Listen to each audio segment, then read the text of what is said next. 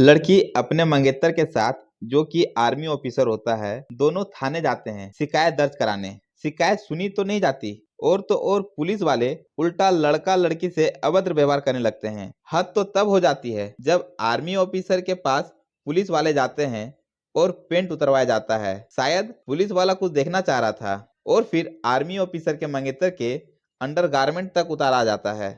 फिर सीने में जोर से एक लात मारा जाता है, और तो और थानेदार अपने पेंट उतारकर महिला के सामने अश्लील बातें करने लगता है, गंदी गंदी गालियां देता है। महिला चीख रही थी, चिल्ला रही थी, लेकिन सामने वाले पुलिस के कानों तक उसकी आवाज नहीं पहुंच पा रही थी। इस घटना के कुछ दिन के बाद एक वीडियो वायरल होता है। वह वीडियो देश के राजधानी दिल्ली तक पहुंच जाती है। देखते ही देखते पूरी देश में वीडियो आग की तरह फैल जाती है। सोशल मीडिया पे अलग अलग तरह के लोग अलग अलग बातें करने लगते हैं। मीडिया और तो और तमाम अखबार, टेलीविजन, यूट्यूब सब पे अपने अपने हिसाब से न्यूज रिपोर्टिंग करना शुरू कर देते हैं। जब यह घटना के बारे में लोगों को मालूम चलता है तो लोग सोचने पे मजबूर हो जाते हैं कि आखिरकार पुलिस का काम रक्षा करना होता है, वह ऐसे कैसे कर सकते हैं। दरअसल यह कोई कहानी नहीं, बल्कि उड़ीसा के राजधानी भुवनेश्वर की घटना है। आइए जानते हैं कि उस आर्मी के साथ क्या हुआ, और वह महिला जो कि एक रिटायर्ड ब्रिगेडियर की बेटी होती है, उनके साथ इन पुलिस वालों ने क्या किया। बात है 15 सितंबर 2024 की। लगभग रात के 1 बजे के आसपास एक महिला अपने रेस्टोरेंट को बंद की। उस महिला को लेने के लिए उसका मंगेतर आता है। दोनों कार में बैठकर भुवनेश्वर की ओर जाने लगते हैं। उसी बीच 3 कार महिला के गाड़ी को ओवरटेक करते हैं। गाड़ी कभी आगे तो कभी पीछे करते हैं। तीनों गाड़ी में बैठे लड़के महिला के गाड़ी को रोकते हैं। जैसे ही गाड़ी को रोका जाता है, महिला से उनकी कहासुनी शुरू हो जाती है। उस बीच में लड़के लोग लड़की को बोलता है, यह दिल्ली नहीं है, यह उड़ीसा है। लड़की समझ नहीं पा रही थी कि आखिरकार लड़के कहना क्या चाह रहे हैं। लड़की बोलती है, तुम लोग कहना क्या चाह रहे हो। तब लड़का बोलता है, तुम क्या पहनी हुई हो। यानी कि महिला के पहनावे को लेकर के लड़के को दिक्कत थी। लड़के को लड़की के पहनावे को लेकर के आपत्ति थी। इतनी आपत्ति थी कि लड़की के चलती हुई कार को रोक लिया जाता है। लड़की बोलती है, तुम होते कौन हो, मैं कुछ भी पहनूं, आप बोलने वाले होते कौन हो।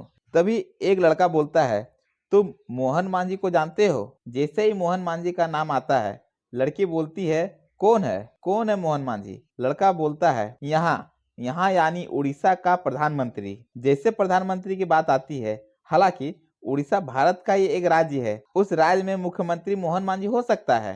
प्रधानमंत्री की जो बात आती है, वो महिला और उसके मंगेतर उस जगह से हटना ही बेहतर समझते हैं, ताकि बात आगे ना बढ़े और कोई झमेला ना हो जाए, क्योंकि रात के करीब 1 से 1:30 बज रहे थे। जब लड़की और उसका मंगेतर वहां से अपने कार की ओर जाते हैं, तब लड़के लड़की से अभद्र व्यवहार करने लगते हैं। बात इतनी बढ़ जाती है कि हाथापाई तक नौबत आ जाती है। किसी तरह बच बचाकर अपने गाड़ी में वो बैठ जाते हैं और वहां से भाग जाते हैं। गाड़ी में बैठे दोनों आपस में बात करते हैं कि आज जो हम लोग के साथ हुआ है, शायद वो कल फिर हो। क्यों ना इसकी शिकायत नजदीकी थाने में की जाए। दोनों पुलिस स्टेशन भरतपुर लगभग रात के 2 बजे पहुंचते हैं। वहां एक लेडीज कांस्टेबल बैठी हुई थी। तभी लड़की अपनी शिकायत सुनाई और बोली, हमें डर लग रहा है कि वह लड़के फिर से ना आ जाए और हम घर तक ना पहुंच पाए। हमारे साथ कुछ भी गलत हो जाएगा। लेकिन लेडीज कांस्टेबल ने लड़की की बात को सुनी ही नहीं। इसी बात पे लड़की को बहुत गुस्सा आता है। लड़की गुस्से से जोर जोर चिल्लाती है। इस बीच में पेट्रोलिंग पुलिस आ जाती है। पेट्रोलिंग पुलिस लड़की को जोर जोर से बोलती चिल्लाती देखती है तो पुलिस को गुस्सा आ जाता है। पुलिस वाले लड़की को चुप रहने को कहते हैं और बोलते हैं, यह पुलिस स्टेशन है, चीख चीख के बातें नहीं कर सकते हैं। तभी लड़की बोलती है, जो मेरे साथ हुआ किसी के साथ हो तो वह चीखेगा, चिल्लाएगा ही। आप समझने की कोशिश क्यों नहीं कर रहे हैं। हमारे साथ कोई भी अनहोनी हो सकती है। उनके पास 3 गाड़ी और कई लोग हैं, आप हमारी मदद करें। लेकिन पुलिस सुनने को तैयार ही नहीं थी। लड़की यह सब देख और गुस्से से चीखती चिल्लाती है। पुलिस अपना काम ठीक ढंग से कर नहीं रही थी। यह देख जो उसके साथी थे, लड़का यानी आर्मी ऑफिसर, अपना मोबाइल निकालता है और वीडियो बनाना शुरू कर देता है। बस उसका वीडियो बनाने का ही कसूर था, क्योंकि वह दिखाना चाह रहा था कि किस तरह से पुलिस काम करती है। शायद वीडियो बनाने का उद्देश्य यही था कि किसी को दिखाना कि पुलिस कुछ इस तरह से काम करती है। जैसे पुलिस वाले देखते हैं कि लड़का वीडियो बना रहा है, पुलिस लड़के को पकड़ता है और खींचते हुए हवालात में बंद कर देता है।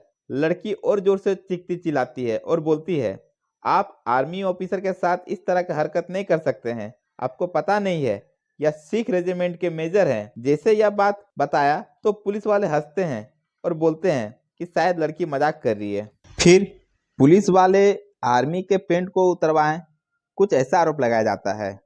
और लेडीज कांस्टेबल लड़की को बहुत जोर से पकड़ रखा था, क्योंकि लड़की अपने मंगेतर को बेइज्जत होता देख जोर से चिल्लाती है। इसी दौरान लड़की लेडीज कांस्टेबल के हाथ में अपने दांतों से काट लेती है। जैसे ही लेडीज कांस्टेबल को काटा जाता है, फिर क्या, लड़की के हाथ बांध दिया जाता है, पैर बांध दिया जाता है। लड़की बहुत देरी तक चीखती चिल्लाती है, पर उसका कोई नहीं सुनता।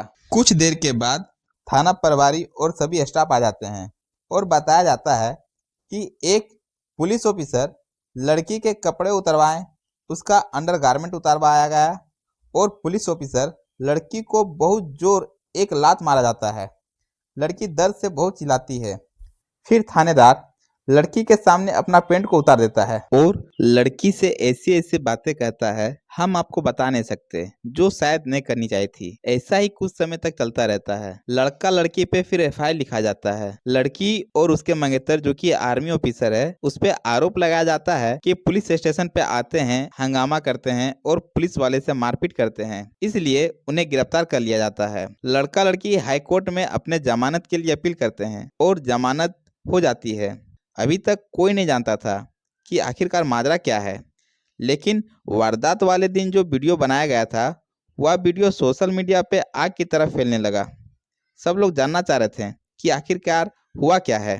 तब जाकर पता चला कि लड़का आर्मी ऑफिसर था और आर्मी ऑफिसर के साथ ऐसा हो सकता है तो आम जनता का क्या होगा। तब जाकर लड़का लड़की मीडिया के सामने कॉन्फ्रेंस करके सारी घटना को बताती है कि मेरे पिता रिटायर ब्रिगेडियर है और मेरे मंगेतर आर्मी ऑफिसर में मेरे साथ ऐसी ऐसी घटना हुई है जो कि मैंने अभी आपको बताया। लड़की सारे बातें को विस्तार से सारी घटना को बताती है। लड़की की बात सुनकर सबके होश उड़ जाते हैं। तब जाकर मीडिया इस मामले को लगातार प्रकाशित करती है। टीवी पे आ रही थी, सोशल मीडिया पे आ रही थी। लोगों को समझ में नहीं आ रहा था कि पुलिस आखिरकार ऐसा क्यों की। जब मामला हाईलाइट हुआ तब राष्ट्रीय महिला आयोग होता है, सरकार दबाव में आती है, एक्स पर यह मामला ट्रेंडिंग में चला जाता है। उसके बाद इस मामले में 5 पुलिस वाले दोषी पाए जाते हैं, उन्हें सस्पेंड कर दिया जाता है और इस मामले को क्राइम ब्रांच को सौंप दिया जाता है ताकि जल्द से जल्द इसका खुलासा हो सके।